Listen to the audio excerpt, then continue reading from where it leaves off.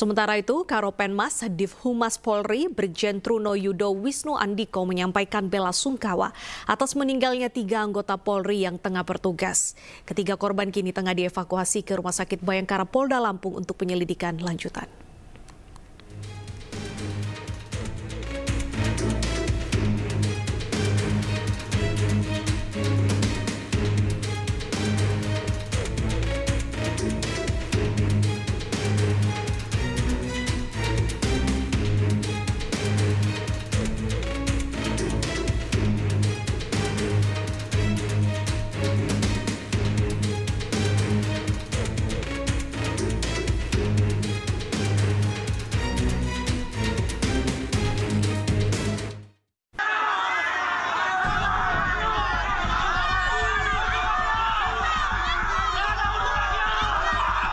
Kericuhan terjadi di tengah aksi unjuk rasa ratusan warga Kebun Sayur Cengkareng, Jakarta Barat yang menjadi korban penggusuran. Massa menggeruduk kantor Wali Kota Jakarta Barat karena upaya mediasi untuk menghentikan penggusuran dengan Wali Kota Jakarta Barat tak dipenuhi. Kericuhan pun tak terbendung saat massa memaksa masuk ke dalam kantor Wali Kota. Alhasil mereka terlibat saling dorong dengan aparat kepolisian dan Satpol PP.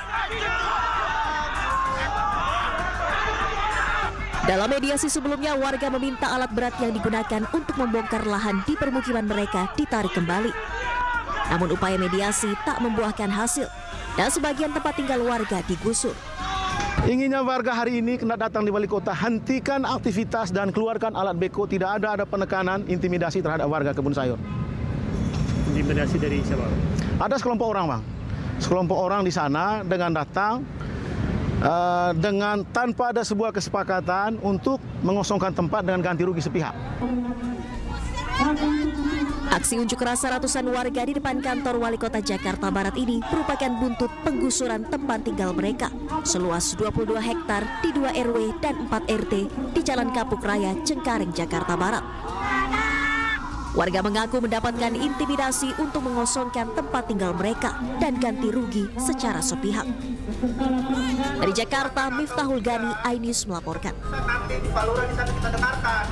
Dan pemirsa, kita awali iNews siang hari ini dari rumah duka almarhum Bribda M. Galip Surya Ganta, korban penembakan OTK saat penggerebekan lokasi judi sabung ayam mulai ramai.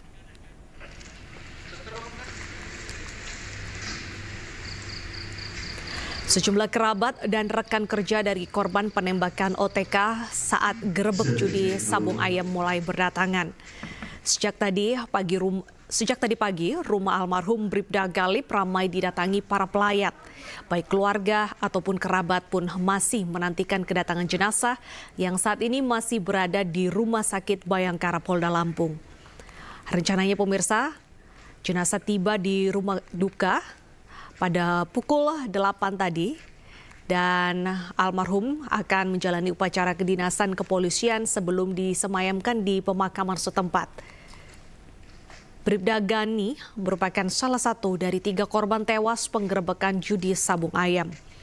Hingga saat ini belum ada pihak keluarga yang berkenan memberikan keterangan.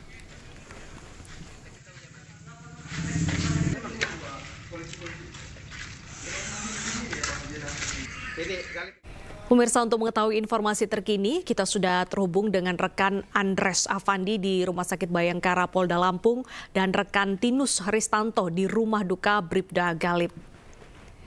Kita ke rekan Andres terlebih dahulu. Andres, seperti apa proses jalannya penyerahan jenazah yang telah berlangsung tadi? Baik, Beta dan juga pemirsa, dapat saya sampaikan bahwa hingga pukul 11 siang ini proses otopsi terhadap 3 jenazah anggota Polsek Tegara Batin Kabupaten Waikanan masih menunggu untuk dilakukan prosesi serah terima di Rumah Sakit Bayangkara Polda Lampung. Dan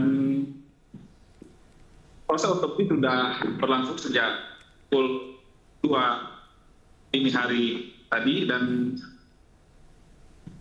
diperkirakan sudah selesai sejak beberapa jam lalu dan masih menunggu proses upacara penyerahan jenazah untuk dibawa ke rumah duka dan kemudian untuk dilakukan proses pemakaman. Demikian, Teta. Iya, Andres, apa saja rangkaian prosesi penyerahan dari pihak kepolisian kepada keluarga?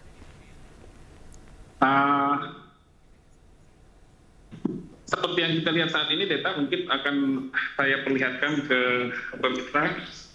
Di sini tadi sudah ada persiapan dari sejumlah anggota dari Brimopolda Lampung untuk melakukan prosesi upacara. Namun kami belum mengetahui, belum mengkonfirmasi langsung apakah upacaranya masih akan dilanjutkan, tetapi di sini sudah ada 3 papan bunga yang berada di depan ruang instalasi forensik Rumah Sakit Bayangkara Polda Lampung. Dan kami masih menunggu karena ketiga jenazah masih berada di dalam ruang forensik Rumah Sakit Bayangkara Polda Lampung ini. Teta. Apakah nanti pada saat penyerahan jenazah akan ada pengawalan khusus dari pihak kepolisian?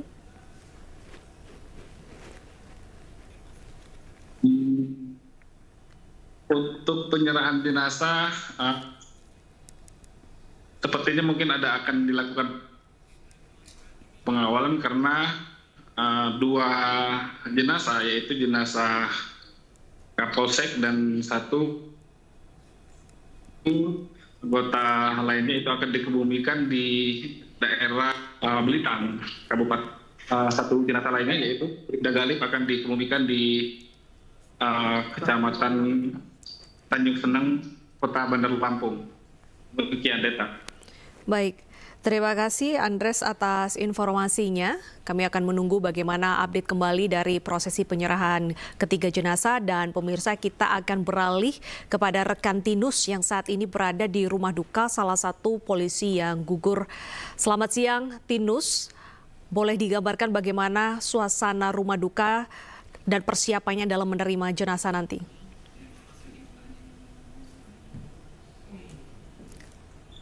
Baik, rekan Tinus, sebelumnya boleh audionya di-unmute terlebih dahulu. Sudah terdengar? Halo? Ya, terdengar. Silakan Tinus. Oke, selamat siang Deta dan pemirsa. Sampai saat ini keluarga dan kerabat Bribda Galip Suryaganta terus berdatangan menantikan jenazah korban yang saat ini tengah berada di Rumah Sakit Bayangkara Polda Lampung. Baik. Siap. Baik, bagaimana kondisi keluarga saat ini? Sampai sejauh ini keluarga masih belum dapat ditemui rekan Deta karena masih terpukul sebab sebelumnya 1 bulan yang lalu ayahanda dari Bribda Galip meninggal dunia tepat di tanggal 17 Februari 2025. Jadi belum genap 40 hari ayahanda meninggal, Bribda Galip telah meninggalkan keluarga juga. Jadi keluarga termasuk ibundanya sendiri sangat amat terpukul atas kejadian tersebut. Baik. Deta. Baik, selain ibunda yang terpukul, apakah Bribda Galip ini sudah menikah atau memiliki anak? Bribda Galip Suryaganta sendiri ini sampai sejauh ini menurut kesaksian dari keluarga dan teman-teman belum menikah, tetapi berencana dalam waktu dekat akan menikah dengan seorang wanita yang sedang dekat dengan dirinya. Kesehariannya bagaimana sosok almarhum di mata keluarga ataupun tetangga? Almarhum sendiri digambarkan sebagai seorang yang peduli dengan teman, keluarga, dan lingkungan. Dia juga seorang yang bekerja keras, tidak mudah marah, dan dia penyayang terhadap keluarga. Baik, berarti Bribda Galip ini dikenal sebagai sosok yang penyabar seperti itu ya, Tinus? Ya, penyabar. Iya, rekan Deta, benar sekali. Baik, terima kasih Tinus atas laporan Anda. Kami akan update kembali pemirsa. jika jenazah sudah tiba di rumah duka. Terima kasih Tinus dan sebelumnya Andres. Berikut ini profil 3 polisi yang gugur ditembak dalam penggerebekan judi sabung ayam di Kecamatan Negara Batin, Kabupaten Waikanan, Lampung.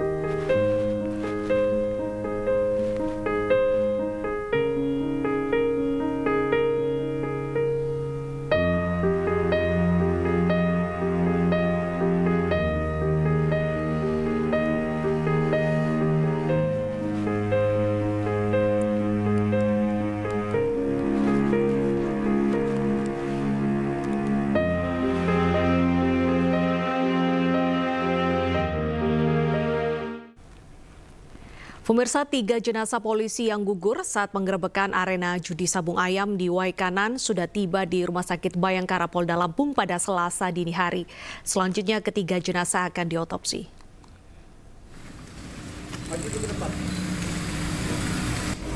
Isak tangis keluarga, rekan sejawat pecah saat jenazah ketiga korban yang merupakan anggota polisi yang gugur dalam tugas saat penggerebekan arena perjudian sabung ayam di Kabupaten Waikanan, Lampung tiba di Rumah Sakit Bayangkara Polda Lampung untuk dilakukan otopsi.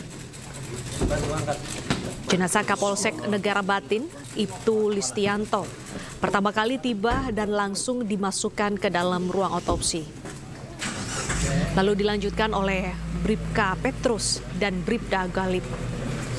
Ketiga jenazah tiba sekitar pukul 1:53 waktu Indonesia Barat dengan menggunakan ambulan langsung dari Kabupaten Waikanan ke Rumah Sakit Bayangkara Polda Lampung di Bandar Lampung.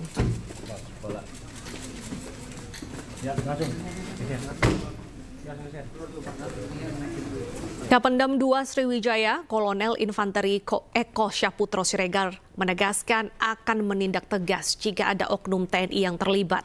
Pihaknya kini tengah melakukan penyelidikan terkait insiden tersebut. Dan berikut ini pernyataan dari Kolonel Eko Syahputra.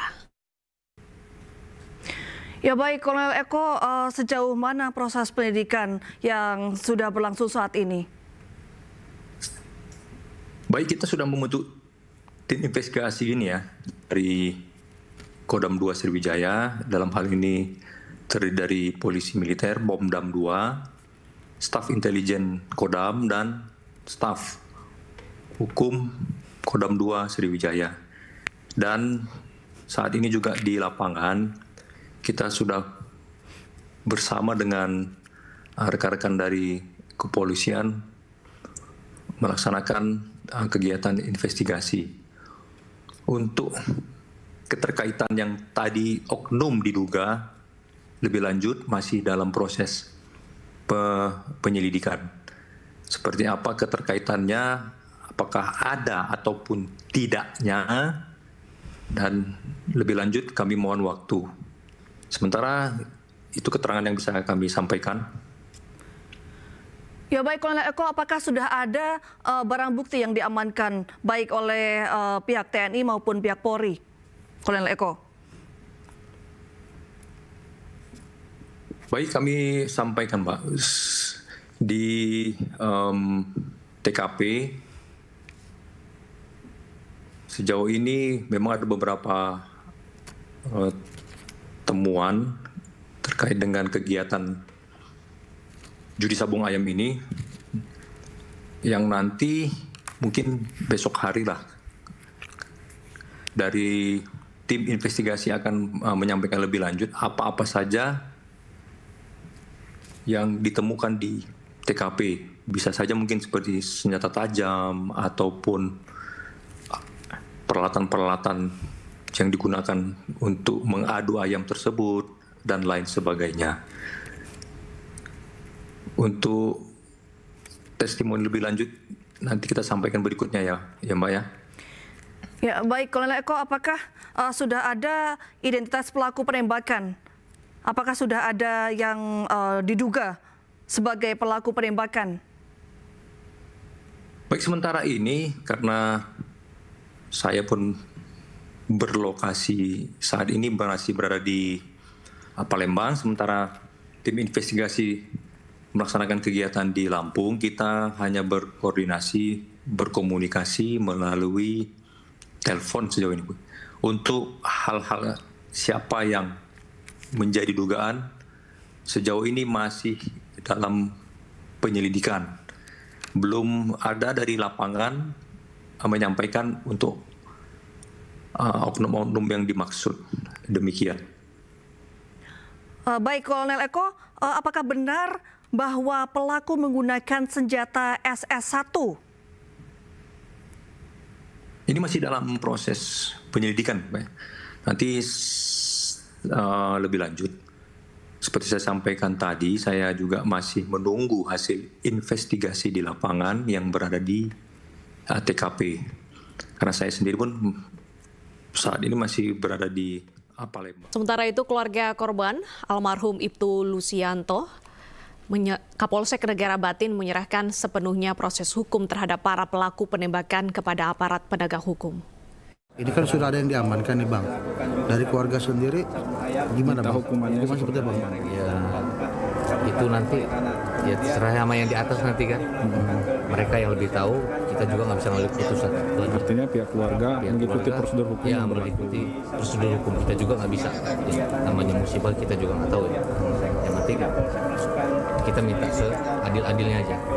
Bang, rencana habis otopsi jenazah yang dibawa kemana? Ke rumah duka. Beliau di Blitar.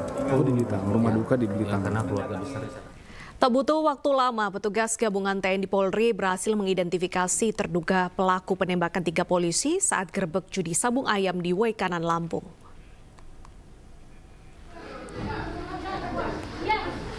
Petugas POM AD menjemput terduga pelaku Kopka BS, anggota Kodim 0427 di rumahnya di Kecamatan Negara Batin, Waikanan, Lampung. Proses penangkapan terduga pelaku berlangsung tanpa perlawanan. Sementara satu terduga pelaku lainnya, Peltu LB, dikabarkan juga sudah menyerahkan diri ke Mapolres Waikanan.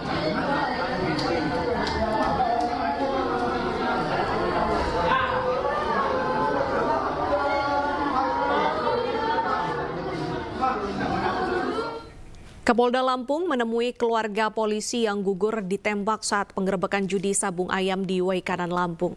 Polda Lampung berjanji membentuk tim gabungan untuk mengungkap kasus penembakan yang menewaskan Kapolsek Negara Batin dan 2 anggotanya.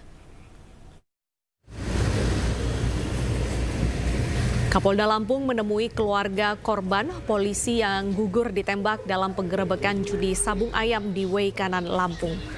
Suasana haru terjadi dalam pertemuan tersebut. Isak tangis keluarga korban tak terbendung di hadapan Kapolda Lampung. Dalam kesempatan itu, Kapolda menyampaikan rasa duka yang mendalam atas gugurnya Kapolsek Negara Batin dan 2 anggotanya kepada keluarga yang ditinggalkan. Kapolda Lampung Irjen Pol Helmi Santika mengatakan ketiga anggota yang gugur akan diberikan penghormatan dengan menaikkan pangkat 1 tingkat. Rencananya Kapolda akan membentuk tim investigasi dan melakukan penyelidikan ke lokasi Korem Garuda Hitam Lampung dan Denpom AD untuk mengungkap pelaku penembakan. Melengkapi antara kami dengan Korem dan Denpom saling melengkapi informasi dan lain sebagainya. Kegiatan ini kami lakukan secara bersama-sama atau joint investigasi untuk bisa membuat terang peristiwanya, kemudian nanti. Hujan deras pada Selasa malam, Kebonpala Jakarta Timur kembali terendam banjir. Informasinya kami hadirkan usai jeda berikut.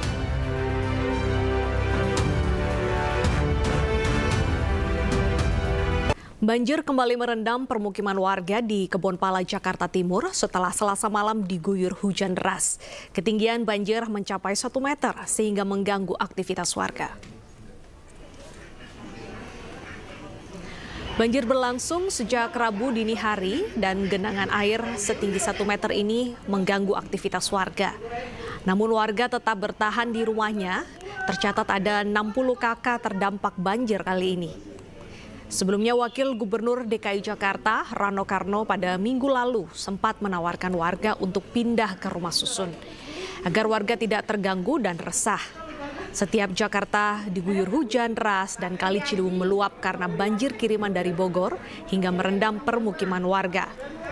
Mengingat kawasan Kebon Pala ini tepat di bantaran Kali Ciliwung. Saat ini petugas terus memantau peningkatan air banjir di Kebon Pala.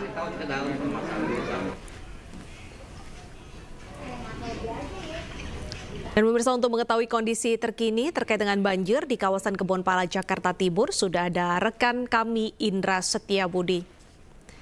Selamat siang Indra, apakah banjir sudah mulai surut dan apakah kali ini warga mau untuk pindah ke rumah susun? Baik, selamat siang Deta dan juga pemirsa. Dapat kami informasikan update situasi terkini di Kebon Pala, Jakarta Timur, yang mana dari hujan kemarin malam hingga pagi intensitas cukup tinggi Deta, dan ditambah dengan meluapnya Kali Ciliwung.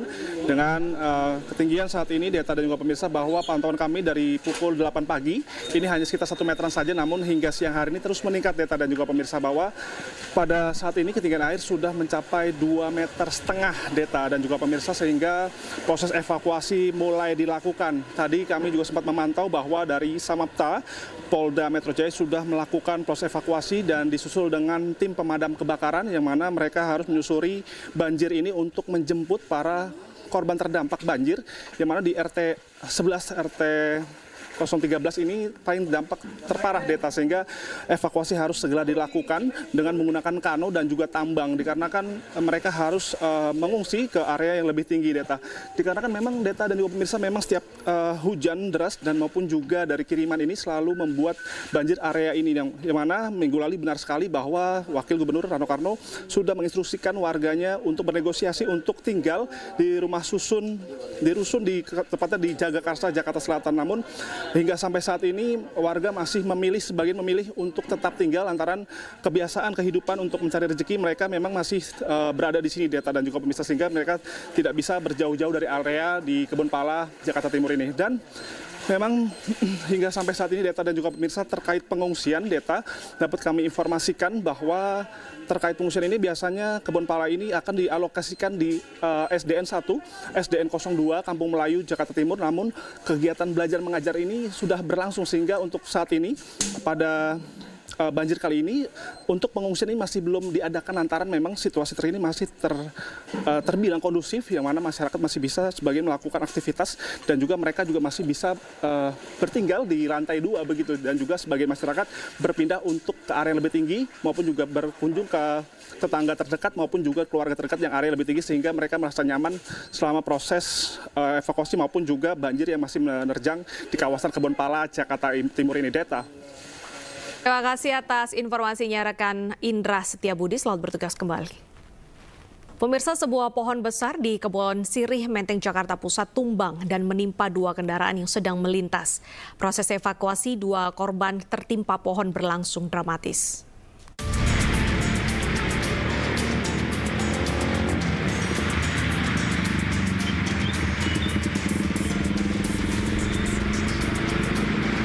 Hujan deras disertai angin kencang membuat sebuah pohon besar di Kebon Sirih, Menteng, Jakarta Pusat tumbang. Pohon tumbang menimpa sejumlah kendaraan yang melintas. Proses evakuasi berjalan dramatis. Besarnya pohon tumbang menyulitkan proses evakuasi. Petugas akhirnya berhasil mengevakuasi 2 korban dari 2 kendaraan yang berbeda. Keduanya luka ringan dan langsung dibawa ke Rumah Sakit Budi Kemuliaan Jakarta untuk mendapatkan perawatan medis. Ya, penanganan dalam penyelamatan tadi ada cukup dramatisir ya, karena memang si korban tersebut terjepit oleh pohon besar yang harus kita sanggah dulu. Pohon besar itu jangan sampai si korban akan mengalami cedera yang lebih parah lagi. Korban terdiri dari 2 laki-laki semua. Alhamdulillah sudah kita tangani dan dibawa ke Rumah Sakit Budi. Pohon tumbang yang menutupi 2 jalur membuat arus lintas dialihkan sementara. Dari Jakarta, Salam Rahmat, Yudi Richard, iNews melaporkan. Anda kembali menyaksikan iNews Siang bersama saya Fazilah Kaironisa. Pemirsa, suasana haru menyelimuti rumah duka Bribka Petrus, anggota Polres Waikanan yang tewas ditembak saat menggerebek perjudian sabung ayam di Kampung Karangmani, Kecamatan Negara Batin, Kabupaten Waikanan, Provinsi Lampung. Kejadian penembakan anggota Polres Waikanan pada Senin 17 Maret 2025 pada pukul 16.50 waktu Indonesia Barat meninggalkan luka yang mendalam bagi keluarga. Salah satu dari ketiga korban yang gugur saat melakukan penggerebekan tempat perjudian sabung ayam tersebut bernama Bribka Petrus. Orang tua Bribka Petrus tidak menyangka jika anak mereka gugur saat bertugas. Di lingkungan tempat orang tuanya tinggal, Bribka Petrus dikenal baik dan ramah oleh tetangga maupun masyarakat sekitar. Bribka Petrus meninggalkan seorang istri dan satu anak laki-laki yang berusia 3 bulan. Menunggu kedatangan jenazah ke rumah duka dan rencana dimakamkan di TPU Sumberapi. Untuk penindakan kasus sendiri, Bu, itu harapan dari pihak keluarga itu seperti apa? Keluarga berharap kepada aparat kepolisian untuk sepenuhnya untuk menangkap pelaku dan memberikan hukuman. Anda masih bersama kami di iNews Siang. Pemirsa, 554 WNI yang menjadi korban eksploitasi penipuan daring di Myanmar dipulangkan ke tanah air. Ratusan WNI ini dikeluarkan dari wilayah konflik Myawaddy setelah diseberangkan dari Myawaddy, Myanmar ke kota Mae Sot, Thailand.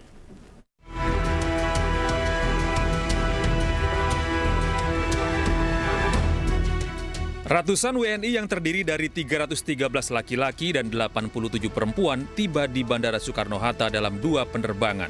Kedatangan pertama pada pukul 9 waktu Indonesia Barat. Para WNI yang berhasil dievakuasi dari Myawaddy tersebut berasal dari 21 provinsi, sebagian besar dari Sumatera Utara, Bangka Belitung, Jawa Barat, Jakarta, dan Sulawesi Utara. Sebelum tiba di Bandara Soekarno-Hatta, para WNI ini menjalani proses pemeriksaan kesehatan dan identifikasi korban tindak pidana perdagangan orang di Mae Sot, Thailand. Usai pemeriksaan, mereka diberangkatkan ke Bangkok melalui jalur darat selama 9 jam, menggunakan 9 bus untuk menuju Bandar Udara Don Mueang, Bangkok. Kedatangan ratusan warga negara Indonesia korban eksploitasi penipuan daring di Myanmar ini disambut oleh sejumlah menteri, di antaranya Menteri Luar Negeri, Menko Polkam, Wamendagri, dan dari Polri.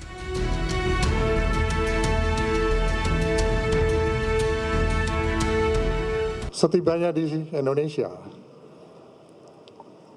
saudara-saudara kita ini yang menjadi pekerja migran Indonesia menjadi korban penipuan tersebut akan ditampung di tempat penampungan sementara di Wisma Haji, Pondok Gede begitu.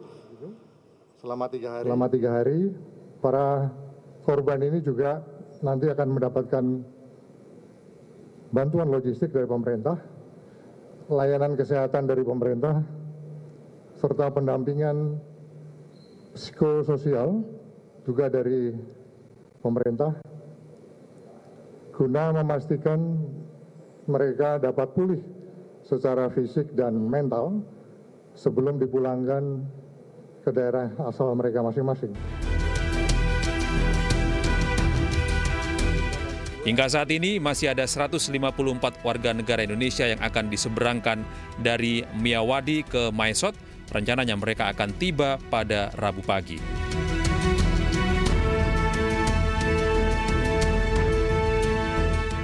Dari Tangerang, Banten, Tim Liputan iNews melaporkan. Ya, pemirsa, suasana duka juga menyelimuti rumah duka Bribda Gali. Dan untuk mengetahui informasi terkini, kita terhubung dengan Bapak Chandra, yaitu paman dari Bribda Gali. Selamat siang, Pak Chandra. Selamat siang, Bu Jila. Ya, Pak Chandra, sebelumnya saya ingin mengucapkan turut berduka cita ya Pak atas apa yang menimpa keluarga Bapak. Ya Bu, terima kasih. Baik, Pak, untuk saat ini masih dalam proses autopsi begitu atau sudah diserahkan? Kapan Pak tepatnya diserahkan jenazah? Kami masih di kediaman rumah duka. Mungkin sekitar 1 jam atau 2 jam lagi diberangkatkan dari Rumah Sakit Bayangkara setelah diotopsi menuju ke rumah duka. Setelah itu di sini keluarga sudah kumpul semua untuk siap mensolatkan. Selanjutnya akan dilanjutkan ke pemakaman. Oke, akan dimakamkan di mana Pak? Di pemakaman umum di Wekandis. Wekandis ya, kurang lebih 1 kilometer dari rumah duka. Oke, Pak Chandra mungkin bisa ceritakan kepada kami bagaimana Bapak mengenal sosok Bribka atau Bribda Gali ini Pak? Ponakan kami ini orangnya ceria, Bu. Baik dan penurut. Dan tidak ada neko-neko macam-macam ya, karena memang sudah keinginannya, niatnya menjadi anggota Polri. Ya alhamdulillah tahun 2021 kalau nggak salah itu ponakan kami ini pendidikan, lulus dan ditempatkan di Polres Wekanan. Dan sehari-hari kesehariannya sangat ceria dan familiar. Ya, taat ibadah. Oke. Mungkin ada yang pernah diceritakan begitu dari Bribda Galip ini kepada Pak Chandra, mungkin cerita-cerita soal kerjaannya atau tantangannya menjadi seorang polisi begitu?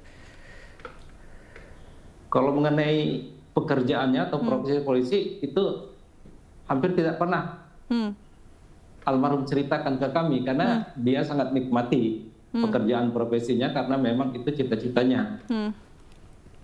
Baik, ya. Baik. Terakhir Pak, untuk harapan dari kasus ini seperti apa Pak dari keluarga? Ya, kami keluarga besar, semua yang ada di sini, dan mungkin seluruh rakyat Indonesia Bu melihat kasus ini yang sudah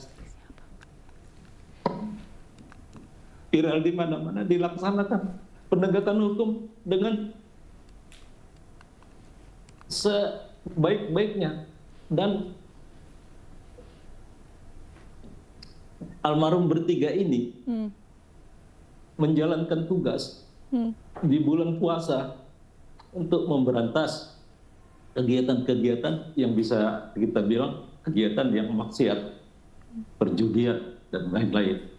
Dan malah ini yang mereka dapatkan, ditembak dengan tidak ada peri kemanusiaan, Bu. Mohon pelaku dihukum setimpal seberat-beratnya, nyawa. Ini harapan keluarga Bu almarhum Galip ini. Jadi mohon ditegakkan hukum dengan sebaik-baiknya dan ditimpakan dengan hukuman yang seberat-beratnya terhadap pelaku, Bu. Baik. Sekali lagi kami ucapkan turut berduka cita Pak Chandra atas apa yang menimpa keluarga Bapak, dan tentunya kita berharap pelaku dapat dihukum seberat-beratnya, semaksimal mungkin. Terima kasih Pak Chandra. Amin. Terima kasih, Bu. Baik, terima kasih Pak Chandra, paman dari Bribda Galip telah bergabung bersama kami. Salam sehat selalu Pak, sampai jumpa. Pemirsa, bulan suci Ramadan menjadi salah satu momen untuk berbagi dengan sesama. Salah satunya menyantuni anak-anak yatim. Selain menjadi bentuk kepedulian, kegiatan ini merupakan sebuah cara untuk berbagi kebahagiaan kepada anak-anak yang kurang beruntung.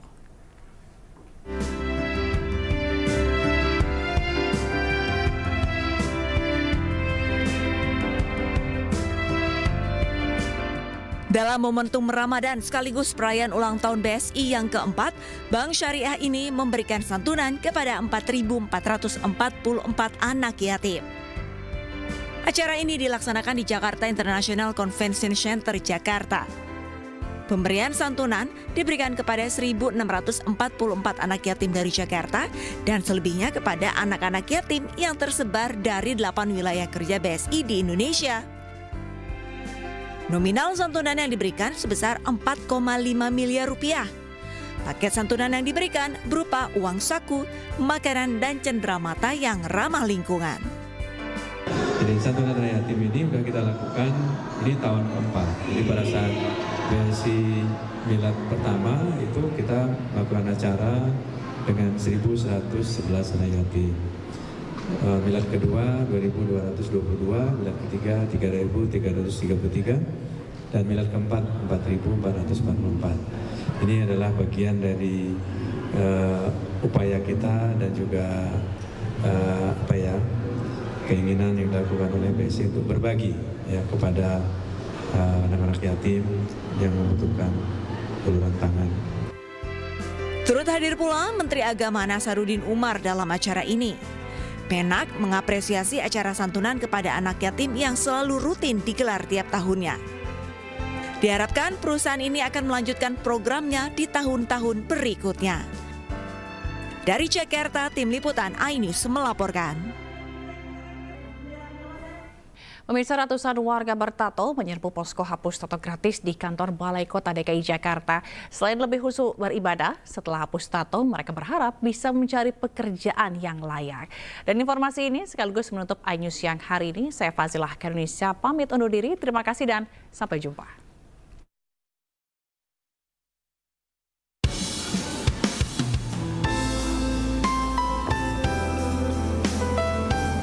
Ingin kembali menata keimanan dengan menyempurnakan ibadah, ratusan warga bertato datangi posko hapus tato gratis di kantor Balai Kota DKI, Jalan Medan Merdeka Gambir, Jakarta Pusat.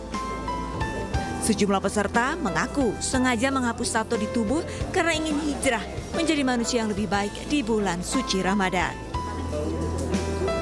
Alhamdulillah adanya kegiatan ini membantu dah. Bantu ya? Iya.